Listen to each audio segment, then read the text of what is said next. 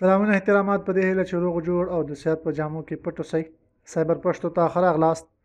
په نننۍ ویډیو کې موږ تاسو دا وایو چې یاره دغه د ایرې کوم میتھډز دي، دا باقي چې کوم میتھډز تاسو ته ما نه ویلي په تېره ویډیو کې، نو راځو په دې به کار کوو چې یاره دا څنګه کار کوي. په دې تیرو میتھډز باندې تاسو ته ما کار کړی، نو اوس به چې دی په باقي میتھډز باندې کار کوو. راځو تاسو ته زه د ټو سټرنګ نه شروع کوم. ټو سټرنګ څه کار کوي؟ ټو سټرنګ دا کار کوي چې یو ایرې چې دی هغه په سټرنګ بدلوي. داسې سټرنګ باندې بدلوي چې هغې باندې بیا د ایرې هیڅ کوم میتھډ چې دا بیا کار نه کوي. ښکاري به هو همداسې، خو باقي څه شی دی کوم میتھډ به د ایرې لکه فار ایگزامپل انشفت دی، کوم دا نور میتھډ چې تاسو ته ما د ایرې ویلي دا یو به پې هم کار نه کوي. زه تاسو ته ښیم چې هلته وایم چې a ډاټ ټو سټرنګ صحیح ده. زه راځم دا میتھډ دلته کوم او دا دلته پرنټ کوم.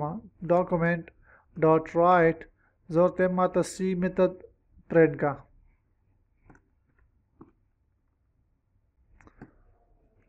دلته به تاسو وګورئ چې هو به همدغسې ماته پرنټ کړي، خو دلته به ګورئ د دې ډیټا ټایپ به څه شي، د دې ډیټا ټایپ به موږ سره سټرنګ وي صحیح ده. نو دلته چې دی دا سټرنګ ته بدلولو راځو زه تاسو ته بل میتھډ باندې کار کوم چې هغه څه شی دی سلایس دی.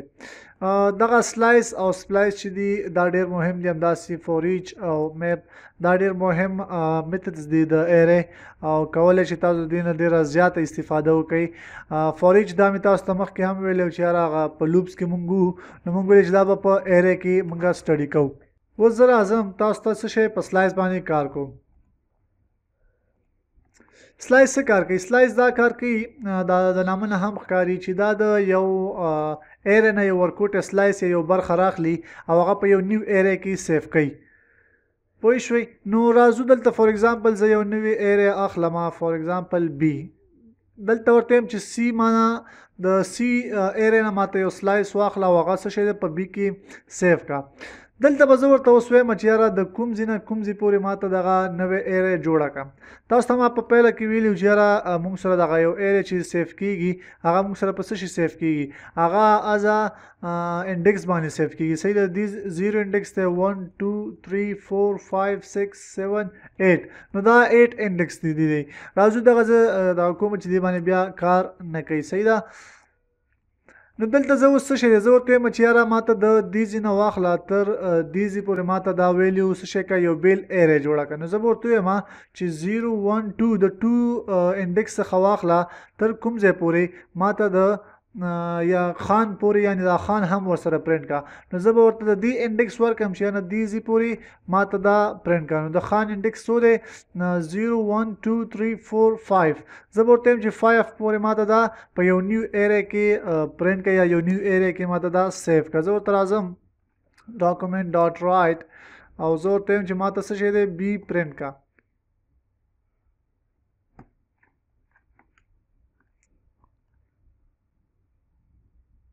دلته تاسو کتلی شئ ګوره ماته د دغې نه یو بیل ایرې چې دی هغه جوړه کړه او د دغې سی ایرې نه ماته یو سپلایس راواخیستو چې ما ورته ویلي د 2 انډیکس نه تر 5 انډیکس پورې.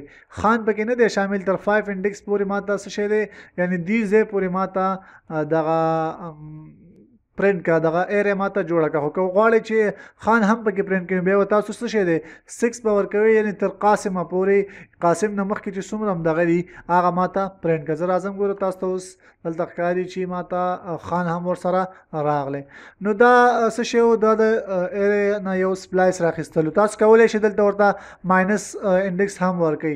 ماینس څنګه؟ ځکه چې اوس دا ګوره دا -1 دی -2 -3 -4 همداسې 5 6 7 8 او دا -9 پورې 1 2 3 4 5 6 7 8 9. نو -9 پورې چې دی دا د دې انډیکس دی. تاسو غواړئ چې یاره د دې ځای نه تر دې ځای پورې دا پرنټ کوي، نو تاسو کولی شئ په ماینس کې دا ورته هم ورکوي. راځو ګورو چې په ماینس کې د دې انډیکس څو دی -1 2 3 4 5 6. زه ورته یم د -6 څخه -6 د دې نه ونیسه تر -1 پورې ماته دا پرنټ کا صحیح ده -1 پورې. نو محمود به پکې نه وي، سوري دلته راځي محمود به پکې نه وي او نور به باقي چې څومره د دې ایرې وي دا به پکې شامل وي. زه راځم دا تاسو ته ښیم. ګورئ خالد، یحیی، خان، قاسم، عمر، محمود پکې نشته. د دې لپاره چې تاسو غواړئ چې د دې ځای څخه تر محمود دې هم پکې انکلوډ وي نو بیا به تاسو څه کوئ؟ دلته به هیڅ انډیکس په انډینګ کې نه ورکوئ، ورته به وایئ چې د -6 څخه تر لاست پورې چې څومره موږ سره ایرې ده دا ټول ماته پرنټ کا. زه راځم سیو مې کلیک کو، ګوره دلته ورسره محمود هم انکلوډ شو. نو دا څه شی دا د ماینس له لارې تاسو کولی شئ په پوزیټیو دغه کې هم دا ورته چې یاره د 2 انډیکس څخه بعد چې کوم هم ایرې ده دا ماته په یو نیو ایرې کې سیف کوه هغه ماته شو که صحیح ده. ګوره 0 1 2 د 2 نه بعد دی ماته تر لاست پورې دا پرنټ کو. دا و د سلایس طریقه. زه غواړم راځم دې پسې بل کومه دغه ده سپلایس دی. تاسو ته ما د پش او انشفت باره کې ویلو چې یاره پش څه کار کوي، په لاست کې یو ویلیو ایډ کوي او انشفت څه شی دی په بګیننګ کې چې دا یو ویلیو یو ایکسټرا ویلیو یا یو نیو ویلیو چې دا هغه ایډ کوي. نو راځو سپلایس باره کې درته وایم سپلایس څه کار کوي. که غواړئ تاسو په میډل کې د یو ایرې په میډل کې فور ایگزامپل دلته غواړئ یو نیو ویلیو هغه ایډ کوي نو تاسو کولی شئ هغه د سپلایس له لارې وکړئ. د سپلایس خپل ساینټکس دی چې دلته به ورته چې یاره ماته د کوم په کوم ځای کې ماته یو ویلیو سیف کا. فور ایگزامپل دلته انډیکس دی تاسو ورته وایئ چې یاره 0 1 2 په 2 انډیکس باندې ماته یو نیو ویلیو سیف کا. دلته وایي چې هاو منی ډیلیټ نه مطلب دا دی چې ته غواړې په 2 انډیکس باندې یو ویلیو سیف کړي خو له دې نه بعد څومره انډیکس هغه ته غواړې ډیلیټ کړي. فور ایگزامپل ته غواړې په 2 انډیکس باندې ویلیو سیف کړي او دې نه بعد غواړې چې جاوید ډیلیټ کړي نو ته به ورته ووایې چې د 2 انډیکس نه بعد یو ویلیو ماته ډیلیټ کړه. او که غواړې چې هیڅ ویلیو ډیلیټ نه کړي دلته ته 0 په دې ځای کې سینټکس کې ورکولی شي. هغې نه بعد د نیو ویلیو هر ویلیو چې ته ایډ کول غواړې هغه به دلته ورته ولیکي ستا هغه ویلیو به هلته پرنټ شي. راځو زه پریکټیکلي تاسو ته ښیم. دلته زه اوس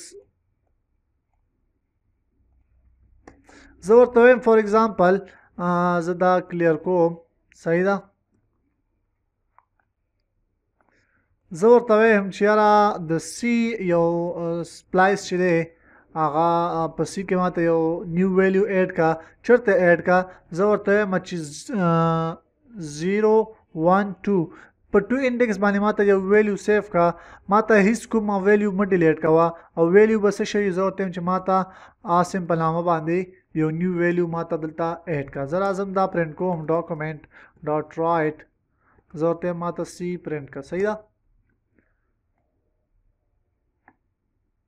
دلته تاسو کتلی شئ چې په 2 انډیکس باندې ماته یو بله ویلیو چې دا هغه سیف کا. که زه ورته اوس ویم چې یاره ماته یو 2 ویلیوګانې دا ډیلیټ کا نو تاسو به وګورئ چې ماته به دغه 2 ویلیوګانې دلته 2 ویلیوګانې به دلته ډیلیټ شي. ګوره خالد چې دی هغه هم ډیلیټ شوه او احمد هم ډیلیټ شوه.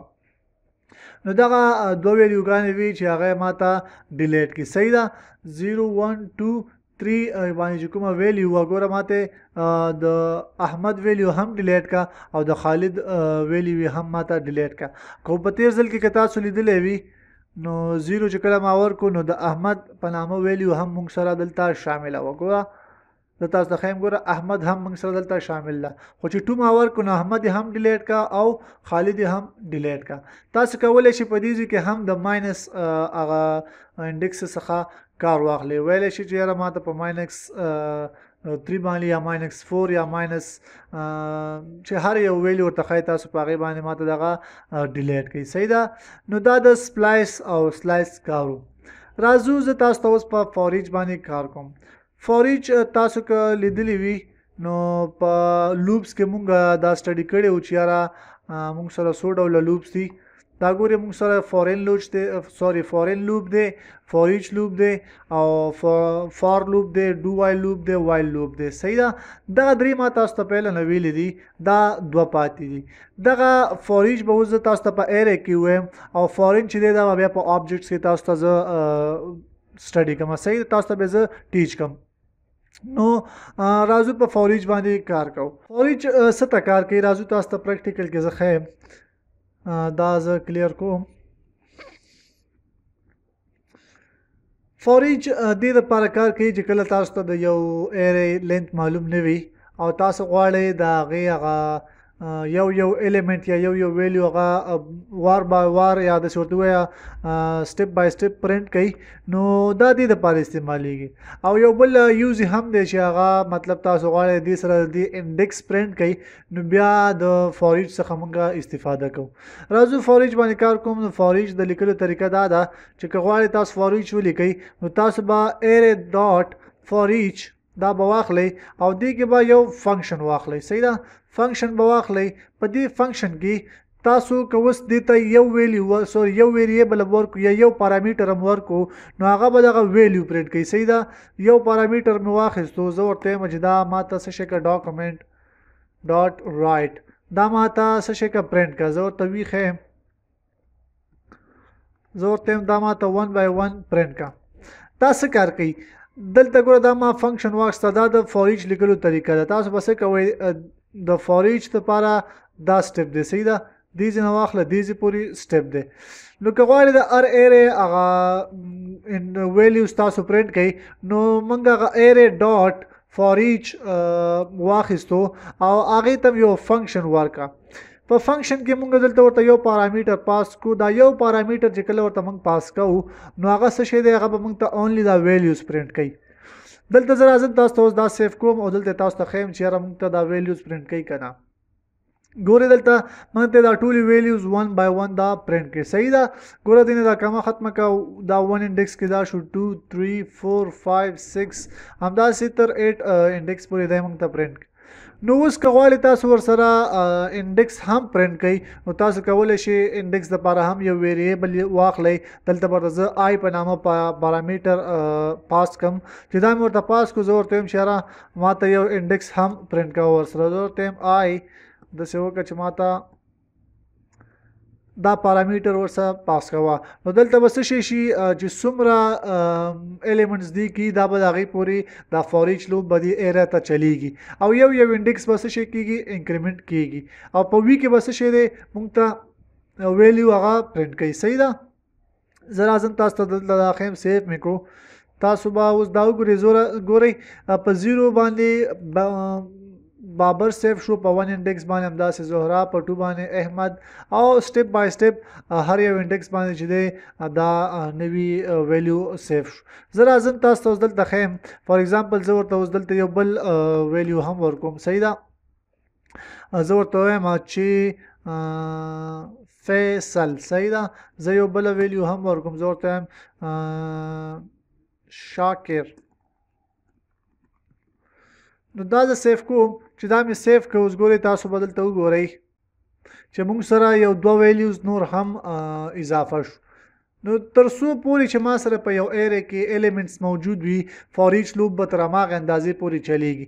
دې پورې نه ده چې ما ته د دې انډیکسز معلوم وي. نو چې انډیکسز معلوم هم نه وي یا کوانټیټي تاسو ته معلومه نه وي نو بیا موږ څه شی کوو د فورېچ لوپ څخه کار اخلو.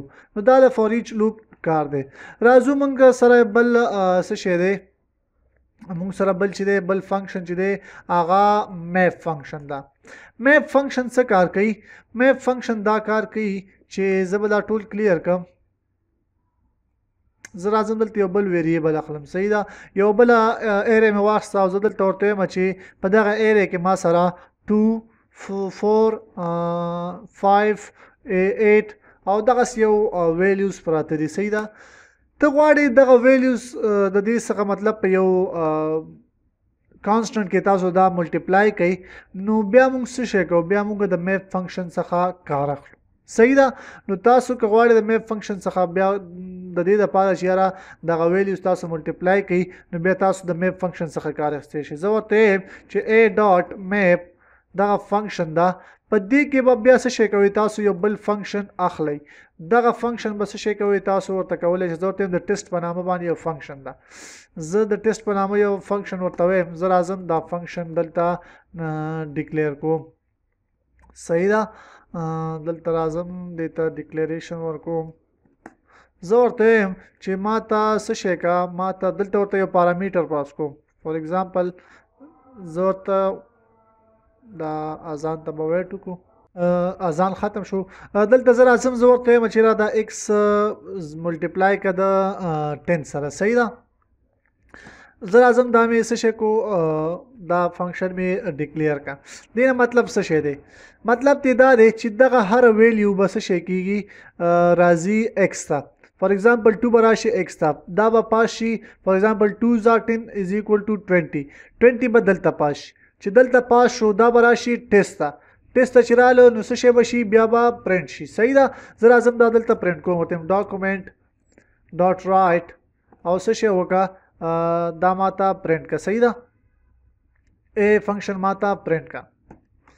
صحیح ده. دا سوري اے ماته زبا پهله د څه وکم چې دا به یو بل ویریبل کې سیف کوم، ویریبل b is equal to دې سره. صحیح ده. زه ورته ماته دغه b پرنټ کا، بی ایره ماته پرنټ کا. صحیح ده. نو دلته به دا څه شی وکړي؟ دا به دا چلو کې چې دغه هر ویلیو چې دا هغه به په x کې واچي. x به ملټیپلای کې 10 سره، دا به پارامټر به پاس کې د دې ټیسټ فنکشن ته. دې ته چې پاس کو دا ټیسټ فنکشن به راشي په دې میپ فنکشن کې به خپل هغه کوم پروسس دی هغه به ترسره کړي او دغه به څه شي دا به دې ته بیا پاس شي ځکه دا بیا بی ویریبل کې سیف کېږي او بی ویریبل به دلته پرنټ شي موږ ته. صحیح ده.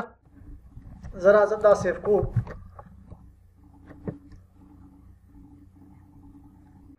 دلته به دلته لږ دغه ځای کې ما غلطي کړې ده. زه به دغه څه شی کوم فنکشن خو الریډي مالته ډیکلیئر کړی دی. صحیح ده.